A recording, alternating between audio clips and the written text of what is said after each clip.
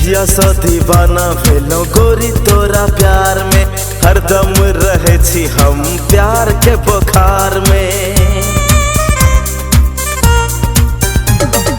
सुनू ना सुनू ना सुनू, सुनू ना सुनू, मिलके नैना चार खेलो अपना दुनू, जिंदगी में प्यार खेलो अपना दुनू।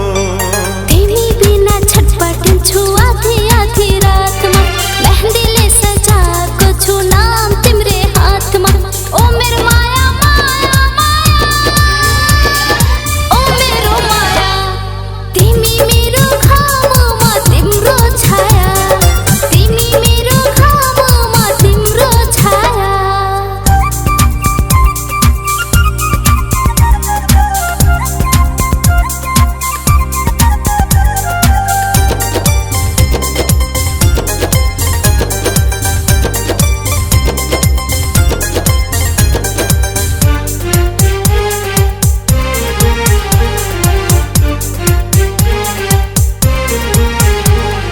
जै दिन अहाँ सा बात न होइया, करे जा फटैया रात नहीं कटैया। जै दिन अहाँ सा बात न होइया, करे जा फटैया रात नहीं कटैया। मलाई पनि माया तिम्रो याद जब आउँछ, आँखा भरि आँसु आउँछ, साह्रै सताउँछ। दिल के अरमान में छी सुनो, एक दोसर के यार भेलो अपना दुनू, जिंदगी में प्यार केलो अपना दुनू।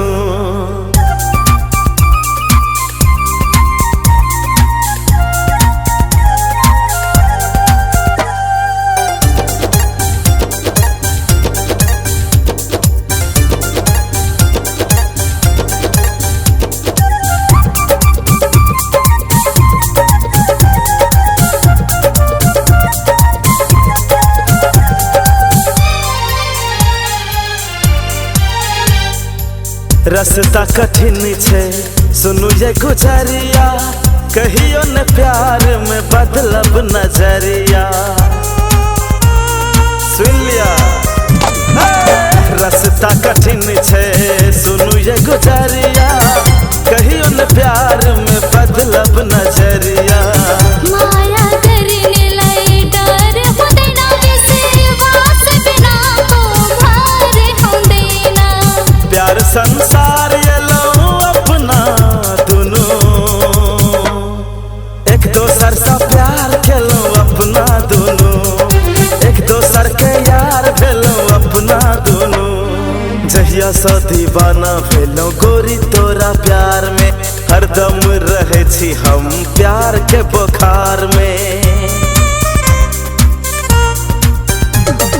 सुनू ना सुनू ना सुनू, सुनू ना सुनू, मिलके नैना चार